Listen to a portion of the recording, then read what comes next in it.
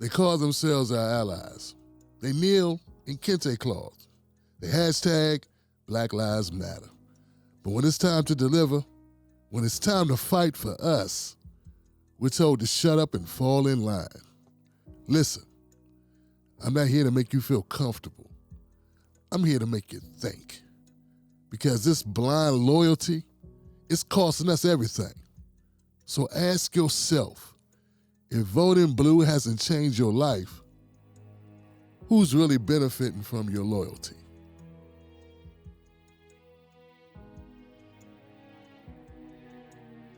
I don't know what argument you can make to people with brains why choosing is a bad idea. It's time out for you and me to stop running away from the wolf right into the arms of the fox, looking for some kind of help. That's a drag. See, they're trying to smear me and say, oh, you want us to go vote for Trump. Well, you can't even vote for Trump no more, right? How is that even valid?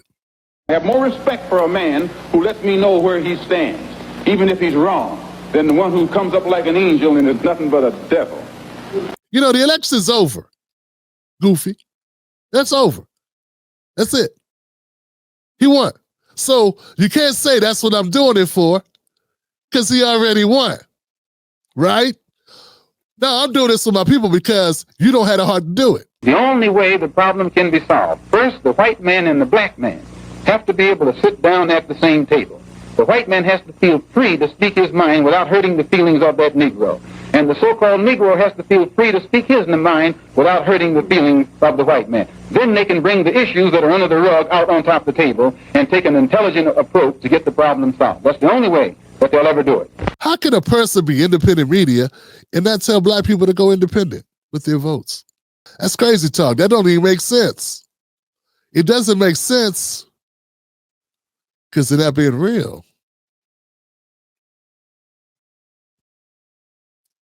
It's like looking for a job and only going to one place.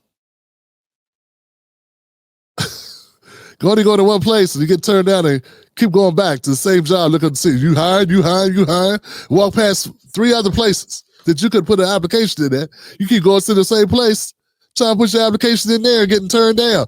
I mean, when you only move 4% of home ownership from 1970 to 2020, you only move 4%. That's like getting turned down for the job, ain't it? It's like 1% a decade. And you up here asking me, why am I talking about black Americans need to go independent and why white liberals are full of it? Because white liberals want to keep us on the Democratic Party. If they really was our friend, they say, look, you black Americans really got it bad, man. Work these people for all you can get out of them. Now, see, they want to be parental guidance. Yeah, because we don't have enough sense to decide for ourselves and to make our own moves. They want to be parental and grab us by the arm, by the shoulder, and lead us and show us, grab us by the back of our necks and push us where they want us to go. See, if they really cared about us, they say, damn, Tim is right. Generally speaking, black people are not doing well in this country. And they help build the country for free against their will. The least I could do is support you and saying, yeah, twist this party's arm to get something for y'all. Twist this Democratic Party arm to get something out of them to help your family. But they won't even do that. So how are they our friends? Instead, they would tell us how wrong we are for wanting to go our own way, for looking out for ourselves. Think about that. Like I stated earlier, a friend is a person who wants for you the same thing they want for themselves. What they have that you don't have, or what you don't have without a huge consequence, is freedom of choice when it comes to politics. Think about that, and then tell me who your real friends are. A friend will look out for you. How's that looking out for you now? They want you to stay where they want you to be. They want you to stay where they want you to be. And for me, that's a problem. If it's not a problem for you, I gotta say, that's a problem. That is a problem, Johnson. That is such a problem. You should have that looked at by a professional. Here I am. And for me, one of the litmus tests, folks, and I may lose some of y'all, but I'm going to bet that I'm going to gain other ones after I lose some of y'all. I'll gain some others. That's how I had to look at this thing. I had to learn not to look at it like I'm losing good people, because I've lost people that I've known for years. With my newfound enlightenment, you know what I'm saying? My clarity has cost me dearly, fam. But I tell you this, one of my litmus tests is immigration. If I can't have a conversation with you about immigration, even when I lay out for you where black people are in America, do you know that in that same span of time, with black America, from 1970 to 2020, the immigrants passed us. Now, you do the math on that. We the ones that was redlined. We were the ones who faced Jim Crow. Most of them didn't even come to America until Jim Crow ended. So what I'm trying to say is, if I can have a conversation about immigration, if you will not have a conversation about immigration, if you will give me talking points about, oh, Tim, there is no proof. Oh, I got proof.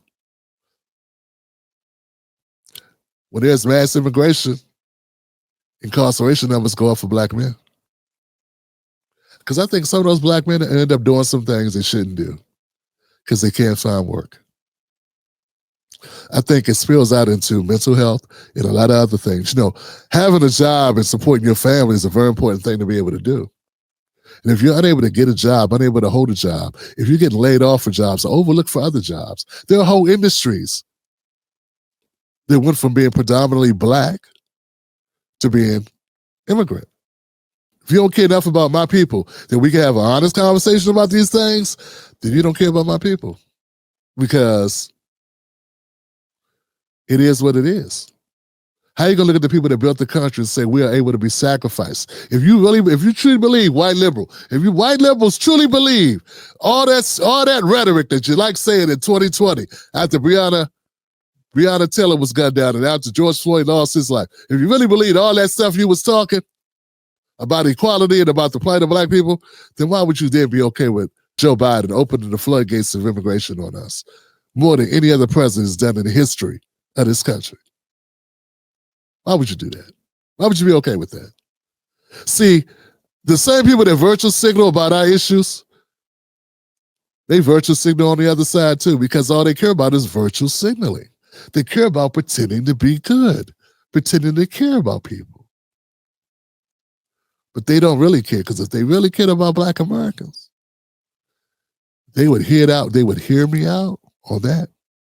Demonize the people. That's what I'm doing. I'm demonizing people by saying we stuck at the bottom of this country and have been stuck at the bottom on purpose by the policies of this government.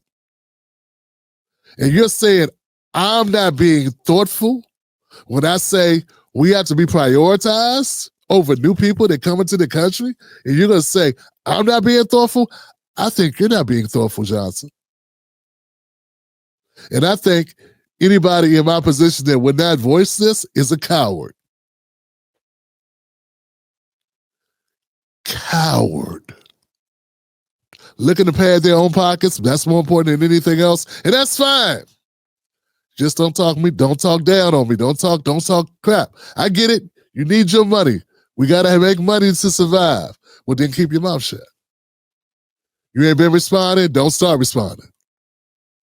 Because I'm going to go right there to that topic, and you ain't going to be able to hang, and you're going to tap out. And you're going to start sounding like one of the white liberals calling me racist.